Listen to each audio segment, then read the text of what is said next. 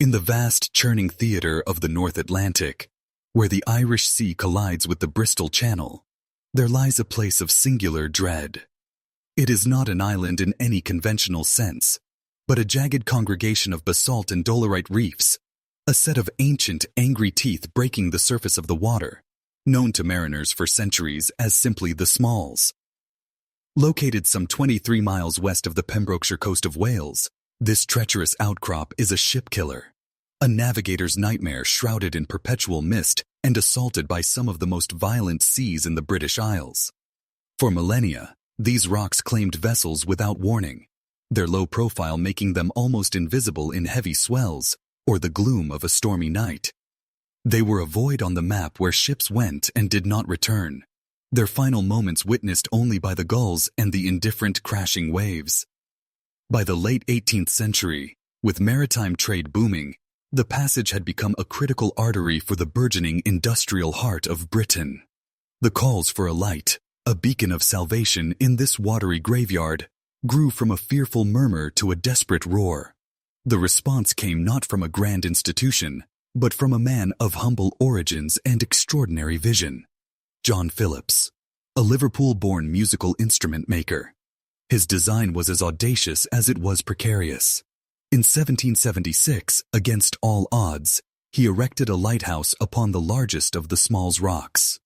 It was not the stoic stone tower we might imagine today, but a strange, spider-like construction of wood, a cabin perched precariously atop 9 mighty oak piles, driven deep into the unforgiving rock.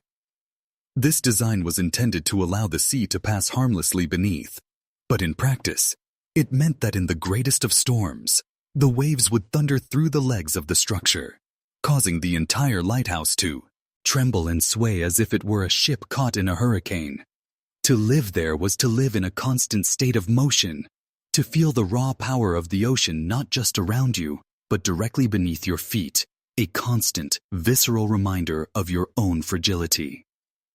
By the turn of the century, in the year of our Lord 1801, this wooden sentinel had stood for a quarter of a century, a testament to Phillips's ingenuity and a flickering candle of hope in the immense darkness. Its lamp, fed by whale oil and magnified by polished reflectors, was a demanding master. It required constant vigilance, a duty that fell to 2 men, isolated from the world for months at a time. This was a post for a particular kind of individual, hardy, resilient, and perhaps a little mad to begin with. The world beyond the horizon was a distant memory, a rumor carried on the wind. News of Napoleon's wars, the political intrigues of London, the simple passage of seasons on land, all of it was meaningless out here. The only realities were the tide, the wind, and the light. The keeper's world was a cramped wooden room, 80 feet above the waves, its air thick with the smell of oil, salt, and damp wood. The soundtrack to their existence was the ceaseless chorus of the sea, the gentle lapping of calm days, the mournful cry of the wind through the gallery railings, and the deafening, cataclysmic roar of a winter gale that could shake the very foundations of their world and their sanity. This isolation was a crucible, a force that could either forge an unbreakable bond between 2 men or grind their spirits down until nothing remained but suspicion and resentment. In the winter of 1801, this fragile wooden sanctuary, this bastion against the dark, was to become the setting for a story so grotesque, so profoundly disturbing, that it would forever be etched into the darkest annals of maritime history. The Smalls was built to save lives from the sea, but for the 2 men stationed there as the 19th century began, it would become a tomb, a place where the barrier between the living and the dead would be terrifyingly and irrevocably erased. The churning water below held no secrets, only patience. It waited, as it always had, for the frailties of men and their wooden contraptions to finally succumb to its eternal, relentless power. The stage was set for a tragedy of unimaginable horror, one that would begin with a simple shift change and end in a waking nightmare. The very air around the Smalls seemed different, heavier with a kind of elemental sorrow. Sailors who passed it, even on the clearest days, spoke of a palpable sense of foreboding. The rocks themselves, dark and slick with algae, resembled the barnacled spine of some colossal long-drowned leviathan. The lighthouse, when viewed from a distance, appeared almost absurdly fragile, a child's toy set against the immensity of the ocean. The oak piles, though thick as a man's waist, seemed like brittle sticks from afar. They were scarred and bleached by the salt and the sun, bearing the wounds of 1,000 storms. The main living quarters and lantern room were contained within a single octagonal cabin, its timbers painted a stark white that was perpetually stained with rust and green sea scum.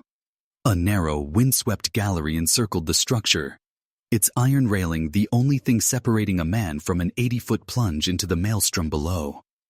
Access was via a rope ladder, a perilous ascent that was impossible in all but the calmest weather. To be posted to the Smalls was not considered a promotion. It was a hardship, a sentence to be endured. The men who took the post were often running from something. Debt, a troubled past, or perhaps simply a world in which they no longer felt they belonged. They sought soul in itude, but the solitude offered by the Smalls was of a different, more malevolent kind. It was not peaceful. It was an active, oppressive force, a crushing weight of silence and noise that pressed in from all sides. The keepers were not merely observers of the sea. They were its prisoners. Their existence was a paradox. Tasked with casting a light into the darkness for others, they lived in a state of profound obscurity, forgotten by the world they served. Every creak of the timber, every shudder that ran through the floorboards, was a reminder of their precarious position. In a full-blown gale, the experience was said to be beyond description. The sea would rise in mountainous gray walls, and the waves, unimpeded by any landmass for hundreds of miles, would strike the legs of the lighthouse with the force of a cannonade. The entire structure would groan and sway violently.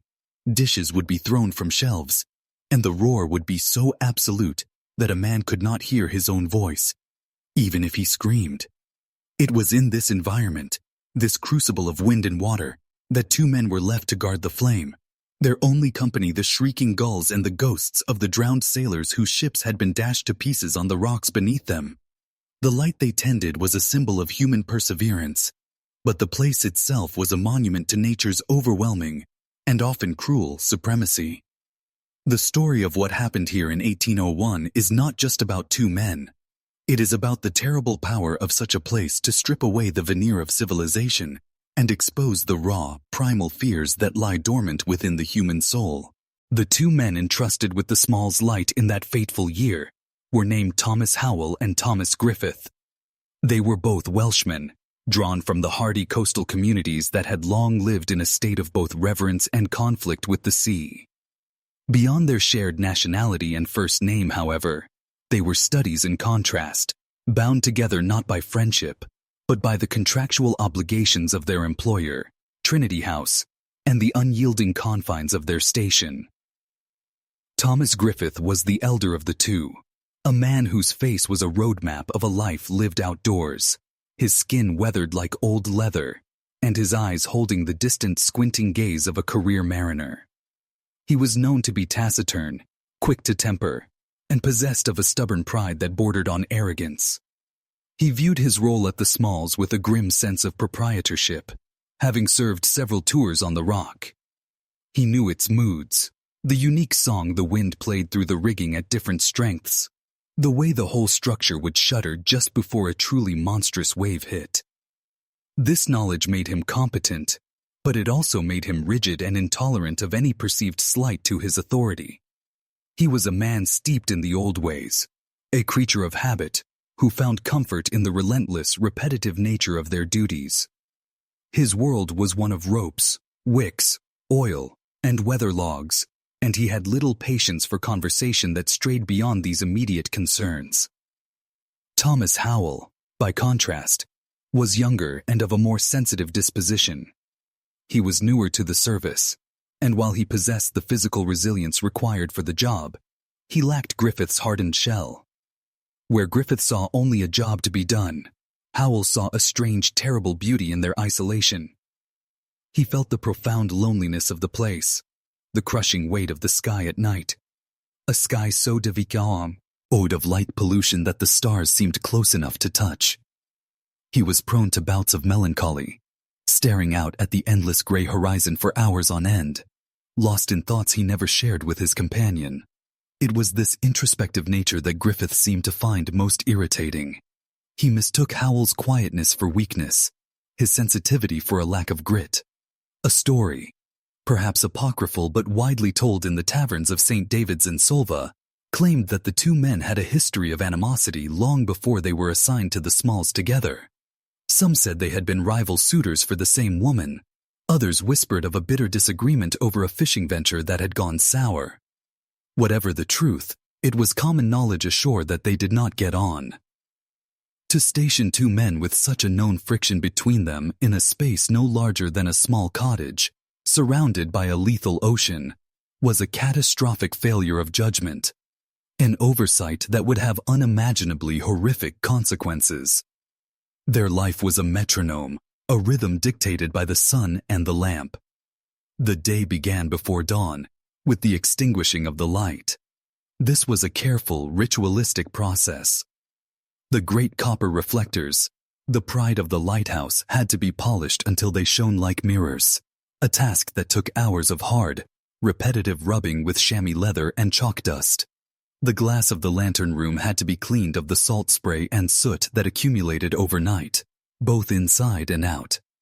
Then came the trimming of the wicks and the replenishment of the whale oil reservoir, a foul-smelling, greasy job that coated their hands and clothes in a clinging film. Every action was logged meticulously: the weather conditions, the wind direction, the state of the sea, the amount of oil consumed. This logbook was their only tangible connection to the outside world, a testament to their diligence that would be scrutinized by the Trinity House inspectors upon their relief. Their days were filled with maintenance, checking the ropes, tightening bolts that had been shaken loose by the constant vibration, making minor repairs to the timber, and ensuring the signaling equipment, flags and a small cannon for use in fog, was in working order. Meals were simple, repetitive affairs, consisting largely of salted meat, hardtack biscuits, and whatever pickled vegetables they had managed to store. They ate in a tense silence, the only sounds the scrape of utensils on pewter plates and the eternal monologue of the sea. The evenings brought a brief respite, but no real escape. As dusk fell, the ritual of lighting the lamp began. This was the most sacred part of their duty. The flame, once lit, was the sole reason for their existence. It was their fire against the encroaching dark, a fragile spark of humanity in a world of elemental chaos. Once the light was burning steadily, they would begin their watch. One man would sleep in the small bunk room below, while the other sat in the lantern room, his duty to ensure the light never faltered. Through the long hours of the night, the keeper on watch would sit, a solitary figure illuminated by the gentle glow of the lamp he tended. Outside, the world was a void of black water and howling wind. The light itself created a strange, hypnotic effect, its beams sweeping across the waves in a slow, silent rhythm. It was in these lonely hours that the psychological toll of the Smalls was most acute. The confinement bred a strange intimacy, yet the animosity between Howell and Griffith created an impassable gulf. They were a universe of two, yet they were utterly alone. Every shared glance was freighted with unspoken resentment, every silence thick with accumulated grievances. The small irritations of cohabitation, the way Griffith would noisily slurp his tea, the way Howell would hum tunelessly to himself, were magnified 1,000 times over in the echo chamber of the lighthouse. It was a pressure cooker, and as the autumn of 1801 bled into a winter of unprecedented ferocity, the pressure was building to a breaking point. The routine that was meant to keep them sane was becoming a maddening cycle, a slow grinding process that was wearing away at the edges of their resolve, preparing the ground for the horror that was to come. Chapter 3. The Death The winter storms arrived early that year, with a ferocity that seemed almost personal. For weeks, the Smalls lighthouse was engulfed in a state of siege. Mountainous waves, the color of slate and capped with furious white foam, marched relentlessly from the Atlantic, exploding against the rocks below in plumes of spray that shot clear over the top of the lantern room. The wind shrieked and howled, a symphony of damnation that never ceased, day or night. Inside, the world was a cacophony of groaning timber and the thunderous impact of water. Sleep was impossible, conversation a matter of shouting into one another's ears. The little cannon kept for signaling in fog broke from its moorings on the gallery and was swept into the sea, a toy devoured by a giant. The two men were prisoners, cut off from the world more completely than ever before. The relief boat, due weeks ago, was an impossibility. No vessel could live in such seas. They were on their own. It was during this relentless meteorological assault that the first crack appeared in their fragile world. The exact nature of what befell Thomas Griffith remains shrouded in the mists of time and the trauma of the lone survivor.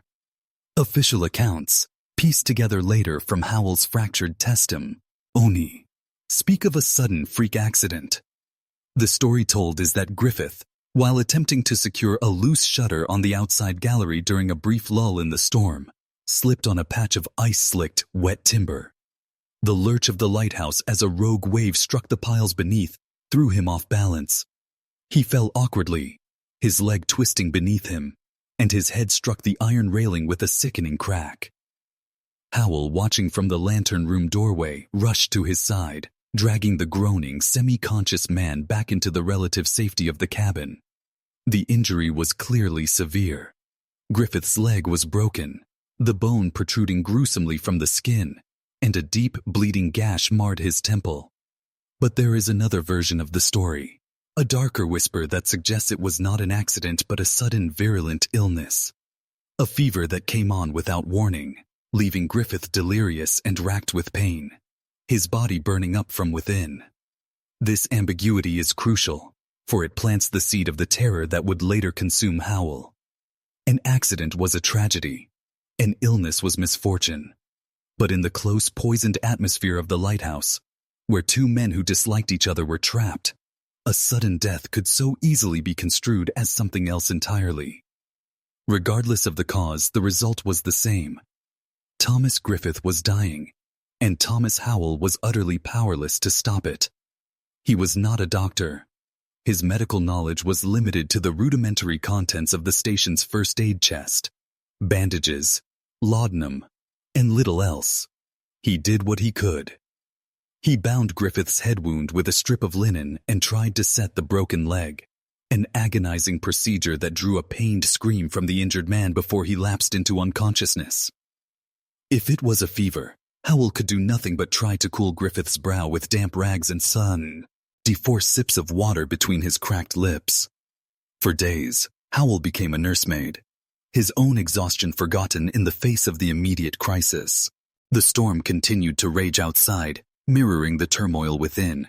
The routine of the lighthouse fell apart. The logbook lay forgotten. The brasswork went unpolished. Howell's entire existence narrowed to two overwhelming tasks: keeping Griffith alive and keeping the light burning. He barely slept, catching a few moments of fitful, nightmare-ridden slumber in a chair by Griffith's bunk. He was haunted by the sounds the dying man made, the ragged, shallow breaths, the low moans of pain, the occasional descent into delirious muttering, where he spoke of people and places from a life Howell knew nothing about. In his lucid moments, Griffith would stare at Howell, his eyes filled with a mixture of fear and accusation. Was he blaming Howell for his fall? Did he suspect him of some foul play? Or was it merely the paranoia of a dying man, his mind clouded by pain and fever? Howell couldn't know. He tried to offer words of reassurance, promising that the relief boat would come soon, that a doctor would fix his leg, that everything would be all right. But the words sounded hollow and false, even to his own ears. The storm gave them the lie. No one was coming, They were alone. The lighthouse, once a place of shared, if resentful duty, had become a makeshift hospital, a deathbed suspended between a raging sea and an unforgiving sky. The end came on the fourth day. The storm had finally begun to abate, the wind lessening its shriek to a mournful sigh. Howell was by Griffith's side, trying to spoon some thin broth into his mouth, when the older man's eyes suddenly snapped open, clear and focused for the first time in days. He looked directly at Howell, his lips parting as if to speak, but no words came out.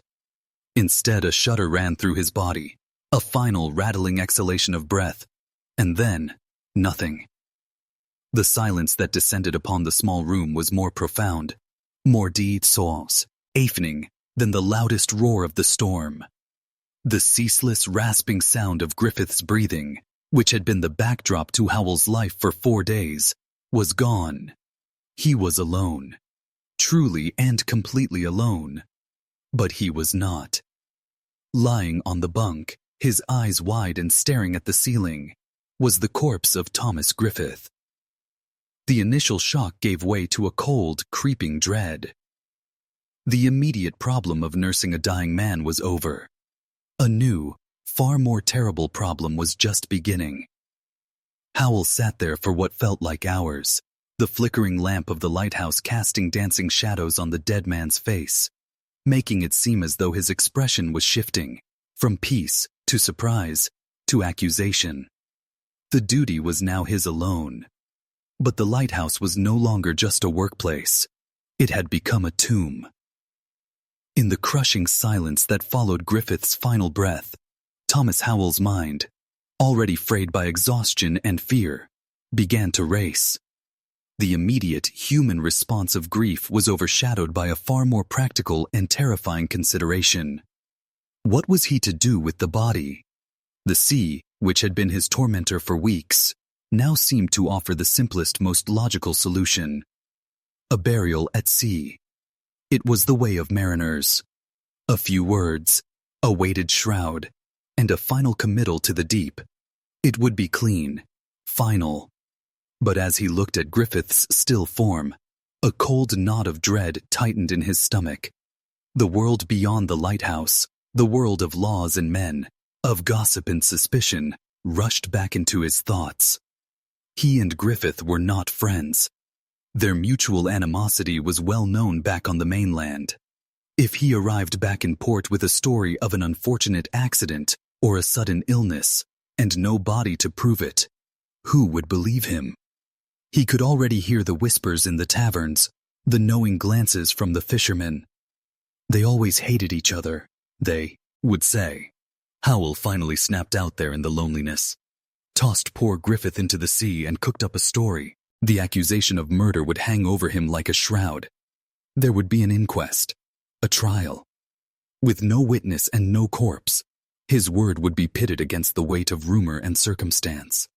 He saw the gallows in his mind's eye, the hangman's noose waiting for him. The fear of being wrongly accused, of being branded a murderer, was a terror more potent and immediate than his grief or his revulsion at the corpse. He could not, he would not, give the body to the sea. So, the body had to stay. But where? The living quarters consisted of a single room. The thought of sharing that cramped space with a decaying corpse for what could be weeks, even months, was unthinkable. The practicalities were as horrifying as the psychological implications. The smell, the sight, the simple, awful presence of it. He needed to preserve it, to keep it as evidence of his innocence. The body was his only witness, the only thing that could corroborate his story and save him from the gallows.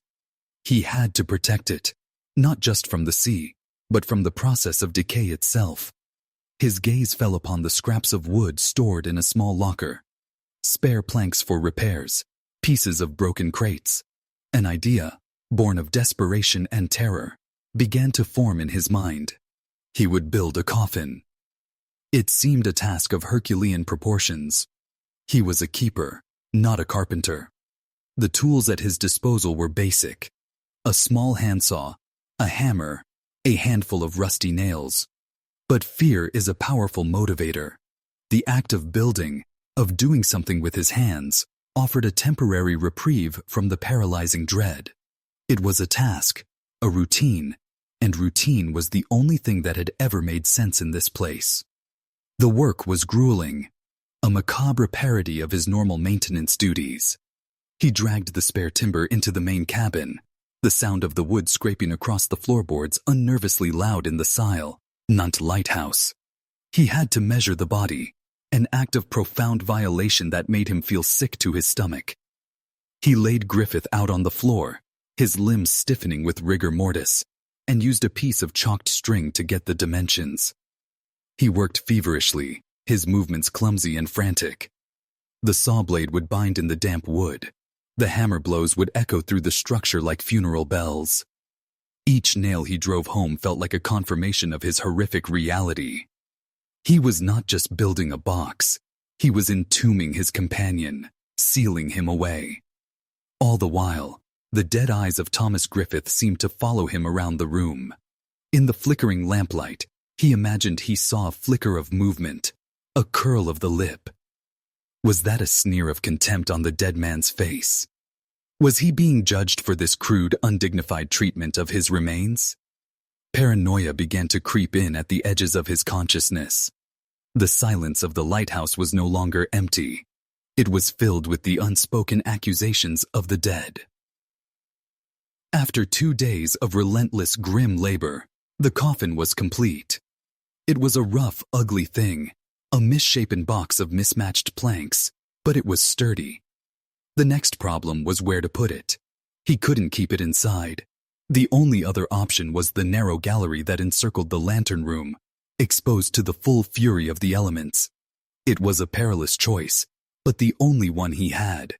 Getting the body into the coffin, and the coffin out onto the gallery, was the greatest challenge of all.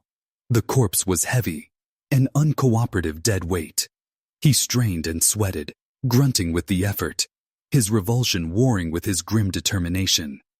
He managed to lever the body into the box and nail the lid shut, a final percussive act that sealed his fate. Then came the terrifying task of manhandling the coffin through the narrow doorway and onto the windswept platform.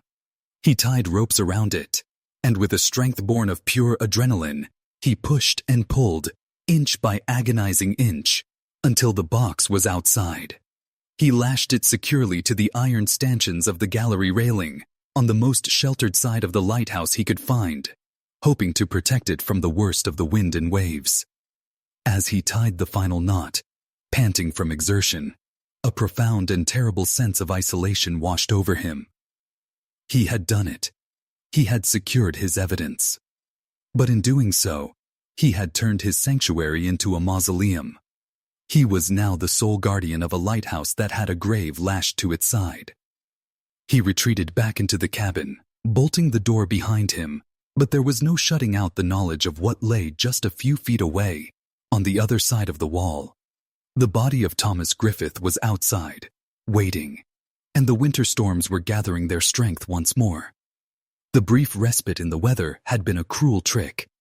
No sooner had Howell secured the makeshift coffin to the gallery than the heavens opened once more, and a new storm, more violent and sustained than any that had come before, fell upon the Smalls. This was not merely a gale, it was a liquid apocalypse. The sea and sky merged into a single roaring entity of gray chaos. Waves of truly monstrous size, born in the deep Atlantic, traveled unimpeded for hundreds of miles before detonating against the reef. The impacts were not just sounds. They were physical blows that shook the lighthouse to its core. Howell felt the vibration travel up through the oak piles, through the floorboards, and into the very marrow of his bones. The entire structure swayed and shuddered, not like a tree in the wind, but like a whip being cracked. Inside, the roar was absolute. A physical presence that vibrated in his chest and skull, erasing all thought. He wedged himself into a corner of the cabin, convinced that each new impact would be the one that finally tore their wooden perch from the rock and cast it into the maelstrom. His primary duty, the light, became an act of sheer terrifying will. He would have to crawl on his hands and knees to the lantern, the floor pitching beneath him like the deck of a foundering ship, to trim the wick or top up the oil, his every movement a gamble against the raging elements. But a new terror was soon added to the storm's assault.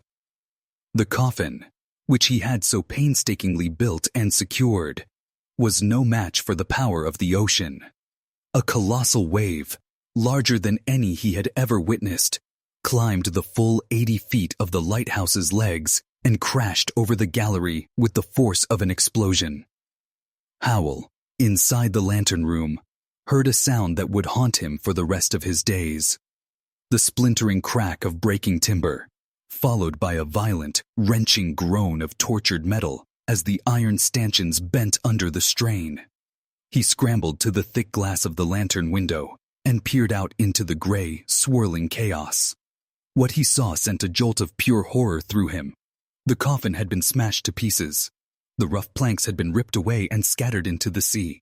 But the body of Thomas Griffith, which Howell had secured inside the box with a separate rope for good measure, remained. It had been torn from its resting place and was now hanging by the rope he had tied around its waist, dangling grotesquely against the side of the lantern room. The storm, in its fury, had transformed his dead companion from a static object of dread into a horrifying animated puppet. The seawater and the freezing wind preserved it in a grim, leathery state, but the incessant violent motion took its toll. The rope, cinched tight around the waist, held firm, but the limbs were free to move. The corpse became a ghastly weather vane, a marionette whose strings were pulled by the hurricane-force winds. It swung back and forth, up and down, sometimes crashing against the lighthouse wall with a sickening percussive thud that Howell could feel through the soles of his feet. At other times, it would be lifted high on an updraft, its arms flung wide as if in a mocking embrace, before being slammed down again. He tried to avoid the windows, to stay in the lower bunkroom, but his duty was to the light. He had to spend hours in the lantern room, the very place that offered the most horrifying view. The worst of it was the arm. In the first few days, as the body was thrashed against the building, one of its arms was wrenched from its socket, hanging on by only a few tendons. This detached limb developed a ghastly life of its own. When the wind blew from a certain direction, the arm would be raised and flung against the thick glass of the lantern room window, right where Howell had to stand to tend the lamp. Tap, tap, tap. The sound was irregular, a frantic, insistent knocking. At first, it was just a sound, but in Howell's unraveling mind, it became a communication. It was Griffith, trying to get in. Griffith, cold and angry, demanding entry from the storm. Howell would flinch at every tap, his heart seizing in his chest. He began to talk to the corpse, first in whispers, then in desperate shouted pleas. "Leave me be, Tom. It was an accident. I swear it." He would try to reason with it, explaining his dilemma, justifying his actions. The silence that answered him was more terrifying than any reply could have been. The face, when he dared to look at it, was a mask of horror. The eyes were gone, pecked out by opportunistic gulls during the brief lulls, leaving empty sockets that seemed to blacken with accusation. The skin was drawn tight over the skull, the mouth locked in a permanent, leering grin. It was a demon, a specter sent to torment him for his sins. His sanity began to fray and snap, thread by thread. He stopped sleeping, terrified of the dreams that came. Dreams where Griffith would be inside the lighthouse with him, dripping seawater on the floor. His voice a gurgling whisper carried on the wind, telling Howell that he was next. He suffered from powerful hallucinations. He would see Griffith's face in the patterns of the wood grain, hear his voice in the howl of the wind. The corpse was no longer just outside. It was inside his head. The boundary between the living and the dead, between reality and nightmare, completely dissolved. He became a ghost, haunting his own life. He moved like an automaton, performing his duties with a mechanical, thoughtless precision. Wind the clockwork, trim the wick, polish the brass, clean the glass, and through it all, the constant companion, the swinging, knocking, grinning thing just outside the window. The smell of decay began to seep through the window seals, a faint, sweet, cloying odor that mingled with the ever-present stench of whale oil and salt. It was the smell of his own fear, the smell of madness. He lost all track of time. Days and nights blurred into one continuous stretch of gray twilight punctuated by the rhythmic sweep of the light he was compelled to serve and the incessant hellish tapping at the window. The lighthouse was no longer a place of work. It was his asylum, his prison, and his tomb, and the corpse of Thomas Griffith was his jailer. 4 months. For nearly 4 agonizing months, Thomas Howell endured his solitary, waking hell. On the mainland, concern had long since curdled into alarm. The relief boat from the port of Milford Haven had tried to make the treacherous 23-mile journey several times, only to be beaten back by the relentless and unprecedented series of winter storms. The keepers were known to be stocked with provisions for a long stay, but this was beyond anything anticipated. As the weeks stretched on, the families and the Trinity House authorities began to fear the worst. Had the lighthouse been swept away entirely? Had both men been washed from the rock? The sea off Pembrokeshire is a fickle beast, and even as the worst of the storms abated, the swells remained dangerously high, making any attempt to land at the Smalls a suicidal proposition. Finally, in the early days of a cold, gray spring, a window of opportunity opened. The sea, while still agitated, calmed enough for a vessel to make the attempt. A boat was dispatched, its crew a mixture of grim-faced relief keepers and anxious sailors, all too aware of the stories of the Smalls' fury. As they drew closer to the reef, a sense of profound unease settled over the boat. The lighthouse was still standing, a thin, stark silhouette against the pale sky, which brought a momentary sense of relief.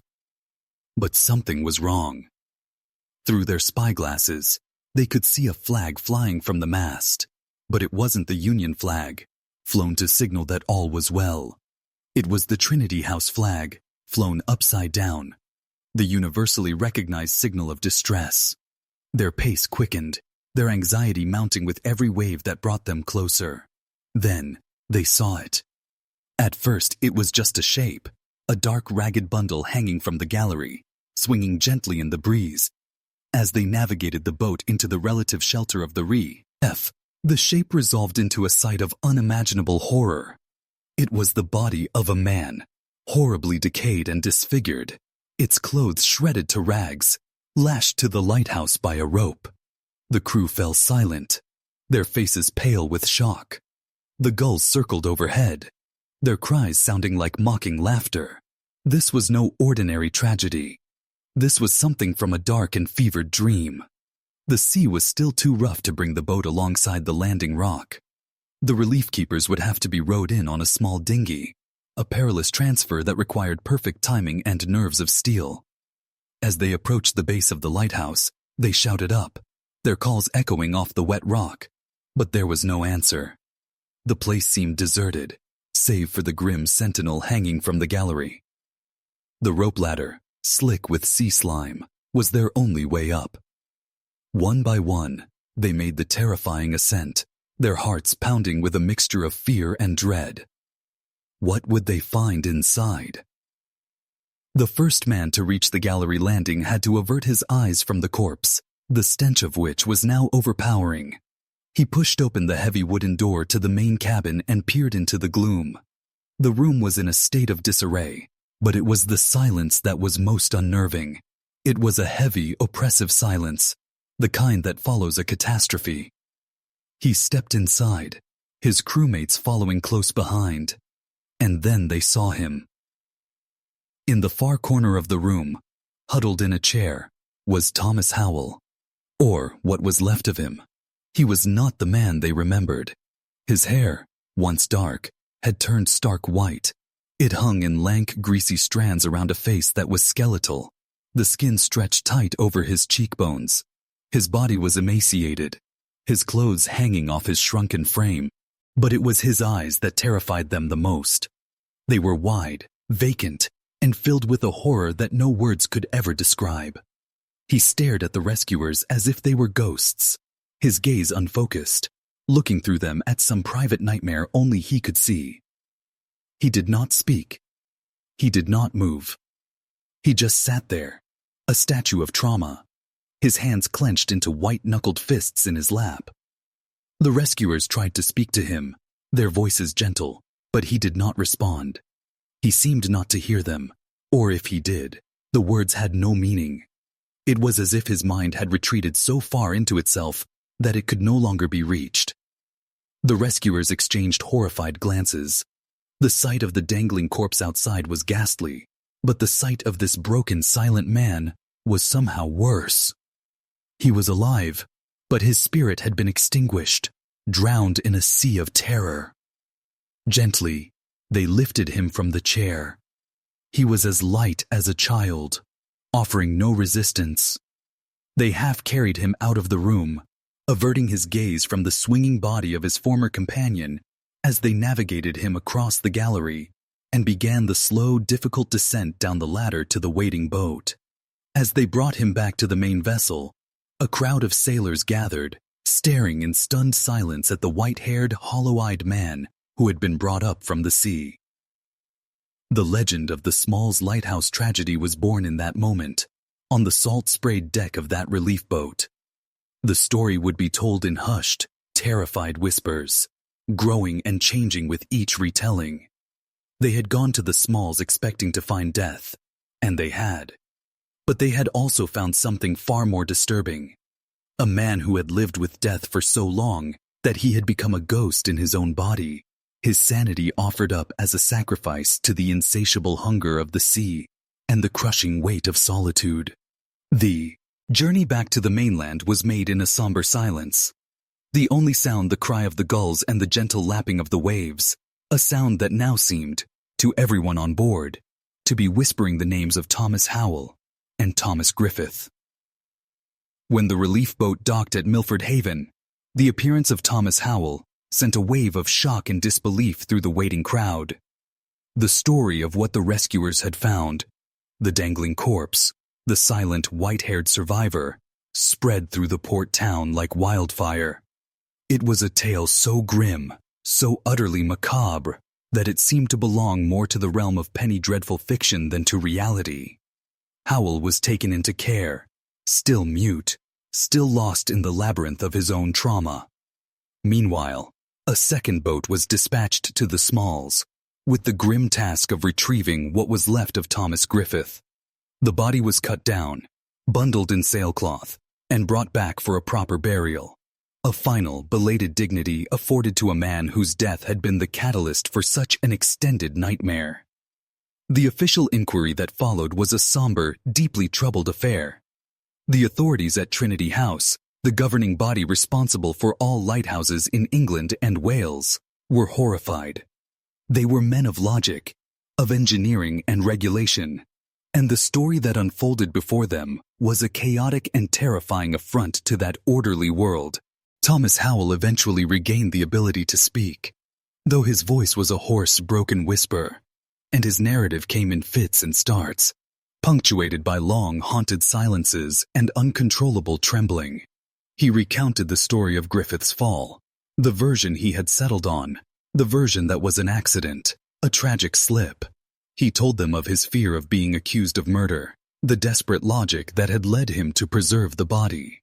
And then, his voice dropping even lower, he described the weeks of torment, the storm, the smashed coffin, the swinging corpse, the relentless tapping at the window.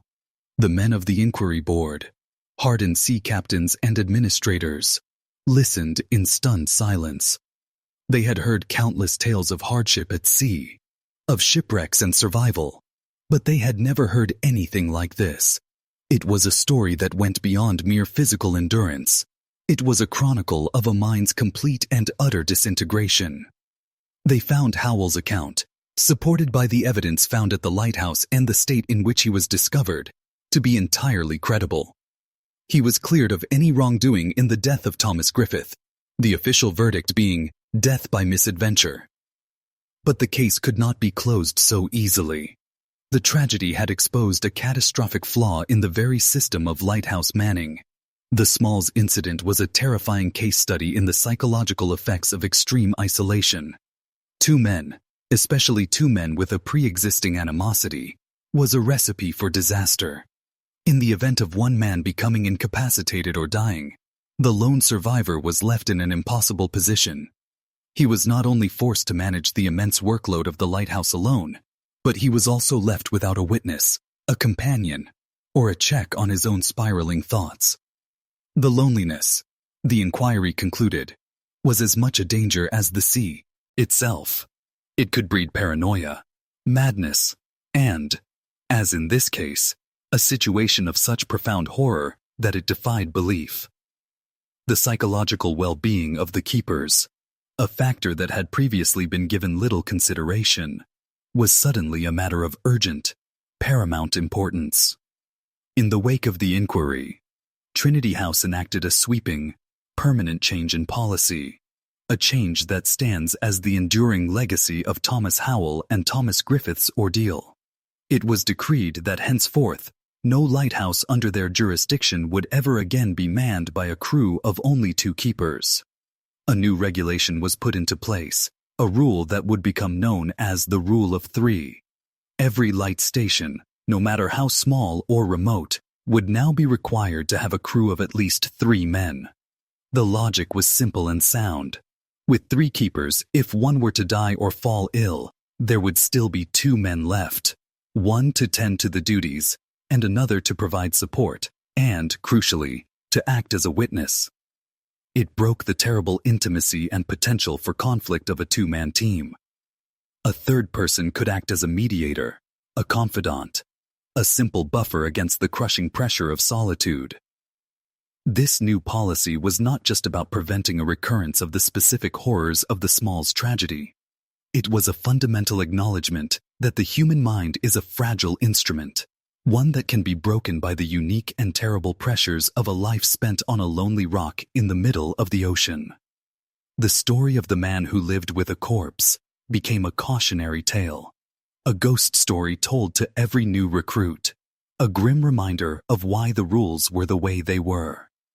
The names of Howell and Griffith were forever enshrined in the regulations of the Lighthouse Service, their personal tragedy transformed into a principle of safety that would protect generations of keepers to come. The horror they endured had, in its own terrible way, served a purpose, ensuring that no one would ever again have to face the darkness, both literal and metaphorical, completely and utterly alone. The old wooden lighthouse on the Smalls, the strange spider-legged structure that had been the stage for such a profound human horror, did not stand for much longer. It was replaced in 1861 by the stoic, formidable stone tower that guards the reef to this day. The new lighthouse is a monument to Victorian engineering, a symbol of strength and endurance, designed to withstand the very worst the Atlantic can throw at it. But stone and mortar cannot erase memory. The rock itself is stained with the story, and for those who know what happened there, the new light, as it sweeps its powerful, reassuring beam across the dark water, seems also to cast a shadow of a terrifying past. The Smalls Reef remains a place of deep melancholy, a lonely outpost where the cries of the gulls sound like echoes of a long-ago scream. It stands as a timeless monument to the eternal conflict between human ambition and the raw, untamable power of nature. We build our beacons, we draw our maps, we believe we have conquered the wild places of the world. But the sea keeps its own counsel, and it never truly relinquishes its dominion. The ultimate fate of Thomas Howell is lost to history. Some contemporary accounts suggest he returned to the lighthouse service, unable to adapt to life on land, finding a strange, familiar comfort in the very isolation that had broken him. Others say he was shattered beyond repair, living out his days in the quiet obscurity of a Welsh village, a haunted man who would flinch at the sound of tapping on a windowpane and stare for hours at the western horizon, his white hair a stark reminder of the ordeal that had bleached the youth and life from him. Perhaps it is fitting that we do not know. His story is not one of triumph or recovery. It is a stark and brutal testament to the fragility of the human mind when stripped of all its social and environmental horrors. He survived, but a part of him, perhaps the most essential part, was left behind on that rock, a permanent ghost to keep the other one company. He became a living symbol of the thin veil that separates sanity from madness, and how easily that veil can be torn away by fear, loneliness, and the relentless rhythmic percussion of a dead man's hand against a window. The Smalls Lighthouse. Tragedy is more than just a forgotten piece of maritime history. It is a primal horror story, one that taps into our deepest and most ancient fears, the fear of isolation, the fear of the dark, the fear of being forgotten by the world, and the ultimate visceral fear of the dead. It reminds us that for every light we kindle to push back the darkness, there are shadows that are cast. The story of Thomas Howell forces us to contemplate the unimaginable. To live for weeks on end with the decaying, animated corpse of a man you knew, a man you may have hated. To be trapped in a tiny space where his accusing empty eyes are your only audience and his decaying body your only companion. It is a situation so extreme, so profoundly nightmarish, that it pushes the boundaries of what we believe a human being can endure. It serves as a chilling reminder that the greatest monsters are not necessarily those that lurk in the depths of the ocean, but those that reside in the depths of our own minds, waiting for the right conditions of silence and solitude to emerge. The waves still crash against the Smalls Reef, just as they did in 1801. The wind still howls its mournful ancient song, and the light still shines, a beacon for the living. But the story of the keeper who lived with a corpse lingers in the salt spray, a permanent, chilling whisper on the wind, a testament to a time when duty became a curse, and a lonely rock in the middle of the sea became a private, inescapable hell.